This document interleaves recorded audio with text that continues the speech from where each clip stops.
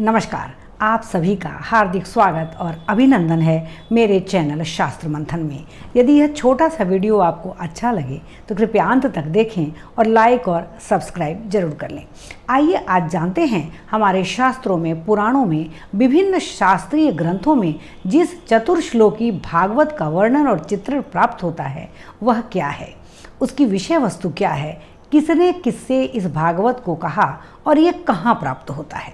इसके संबंध में विभिन्न पुराणों में और शास्त्रों में कथा आती है कि अपने जन्म स्थान कमल पर बैठकर चारों तरफ विस्तार से फैली हुई प्रलय की जलराशि को देखते हुए ब्रह्मा चिंता में निमग्न थे कि मैं वह ज्ञान कहाँ से प्राप्त करूं जो कि मैं सृष्टि का निर्माण भली भांति कर सकूं।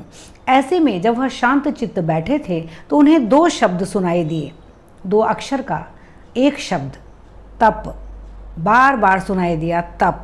ब्रह्मा ने सोचा कि यह कोई ईश्वरीय संकेत है और ब्रह्मा ने 1000 वर्षों तक घनघोर तपस्या की। उनकी तपस्या से प्रसन्न होकर श्री हरि विष्णु वहाँ प्रकट हुए और उन्होंने चतुर्श्लोकी भागवत का विशिष्ट ज्ञान ब्रह्मा जी को दिया। तो श्रीमद् भागवत पुराण के द्वितीय अध्याय का जो 9वां स्कंध है उसके 30 से लेकर 36 तक जो श्लोक हैं उसमें से 30 और 31 में तो भूमिका दी गई है और 36वें श्लोक में उपसंहार है। बीच का जो 32, 33, 34 और 35 ये जो 4 श्लोक हैं, यानी द्वितीय अध्याय के 9वें अंश का ये जो 4 श्लोक हैं 32, 33, 34 और 35, इन 4 श्लोकों को कहा जाता है चतुर्श्लोकी भागवत। कहते हैं कि विभिन्न पुराणों और शास्त्रों की विषय वस्तु जिसमें ईश्वर के बारे में विस्तार से कहा गया है वह सब सिमटकर इन 4 श्लोकों में ही आ गया है। तो आइए जाने चतुर्श्लोकी भागवत के उन 4 श्लोकों का आशय क्या है, अर्थ क्या है।